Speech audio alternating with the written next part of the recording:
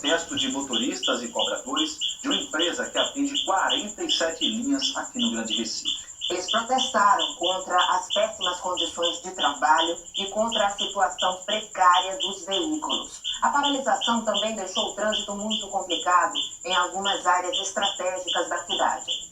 O motorista que acordou cedo para pegar a BR-101 Sul, no sentido Cabo, teve que ter paciência. O trânsito parado chegava quase na Ceasa.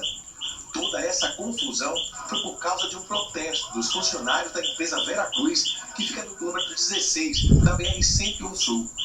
Os cerca de 600 motoristas, cobradores, fiscais e técnicos em manutenção resolveram cruzar os braços nessa segunda e não deixar que nenhum dos 260 coletivos saísse da garagem. Resultado, 47 linhas a menos rodando na zona sul da região metropolitana do Recife, deixando cerca de 50 mil usuários sem ônibus.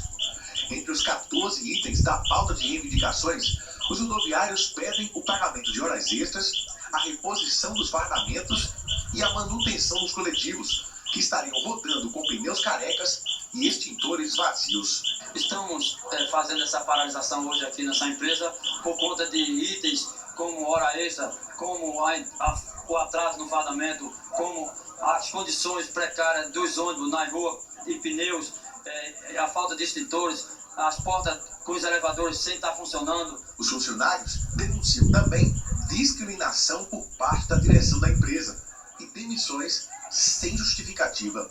Não quer contratar mulher nenhuma na empresa. Tem 70 pessoas aí, então a gente quer edificar isso. Aricele teria sido uma das vítimas. Ela conta que chegou para trabalhar em fevereiro e na hora que entrava no ônibus foi avisada que estava demitida. Nos documentos dela, há prova, no mínimo, da desorganização da empresa. O que seria um aviso prévio já comunica que ela está demitida e não traz a data do desligamento. A senhora tem outro documento aí que mostra a data que vai ser ainda a audiência para homologar no sindicato, né? Dia 28 de abril. Mas a sua carteira já está assinada. Já. Quer dizer, assinaram a sua carteira sem antes homologar. Foi. Deram baixa antes de fazer a homologação. Por volta da 1 da tarde, os rodoviários receberam uma liminar, determinando o fim da paralisação e a liberação imediata dos coletivos. Mas o sindicato decidiu liberar apenas os veículos com documentos e manutenção regularizados.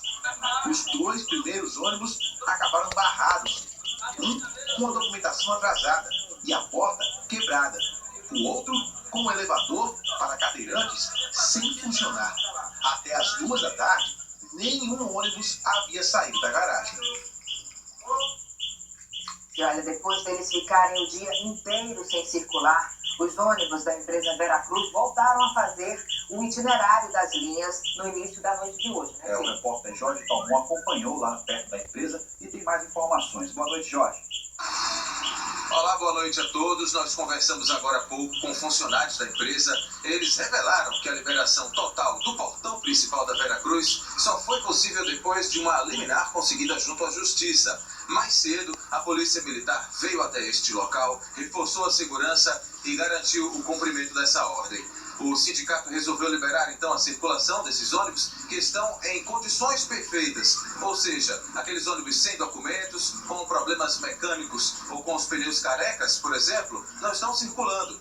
Por telefone, a produção da TV Clube também conversou com outro funcionário. Ele disse que a diretoria se comprometeu a resolver todas as irregularidades e ainda disse que vai se reunir com funcionários para decidir quando vai pagar os salários atrasados. E caso isso não aconteça, a categoria promete novos protestos. De Prazeres, em Jaboatão, Jorge Talmon para o Jornal da Clube. E falando em ônibus e mobilidade, depois de 6 anos de atraso, foi inaugurado o Terminal Integrado Santa Luzia, no bairro da Estância, aqui no Recife. Já não era sem tempo, né? Nesse primeiro dia útil, a população enfrentou vários problemas com uma das linhas de ônibus. O novo terminal de integração Santa Luzia, no bairro da Estância, deve atender todos os dias 4.500 passageiros. Por enquanto, 9 ônibus de 3 linhas estão circulando: Ibura, Parque Aeronáutica e Loteamento Jiquiá. Esse último não circula nos sábados e domingos. Durante a semana, as 3 linhas juntas fazem 127 viagens todos os dias. Mas a previsão é de que nos próximos meses, 5 novas linhas passem a entrar no terminal. Elas serão definidas a partir do diálogo com a população. No primeiro dia útil de funcionamento do TI, usuários reclamaram da demora dos ônibus, principalmente da linha Ibura-Santa Luzia. Demoraram muito, já perdi a hora de levar a mulher para a escola. Também atrasada, porque já faz mais para não estar aqui. Foi, em questão de passagem foi bom, porque foi bom pra gente, mas em questão de horário, mais para não tentar aqui esperando e nada. Os diretores do Grande Recife Consórcio de Transporte acompanharam o início do funcionamento do terminal e justificaram essa demora. Na data de hoje, a gente teve um problema em um ônibus da linha de Ibura-Santa Luzia que ele quebrou. O intervalo foi bastante ampliado, mas o carro foi reposto.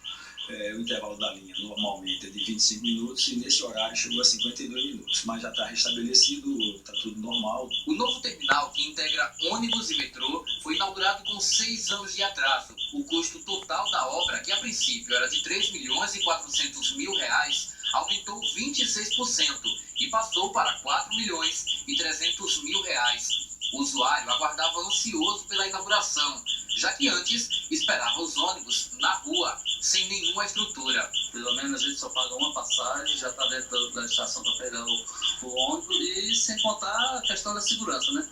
A gente aqui dentro se sente mais seguro, pelo menos está tudo cercado, tem vigilante, vamos ver se vai continuar funcionando bem. Apesar da nova estrutura, não havia equipes de fiscalização de trânsito no local. Flagramos muitos motociclistas utilizando a passarela destinada para pedestres. Para quem vai usar os ônibus do novo terminal, o valor da passagem também aumentou.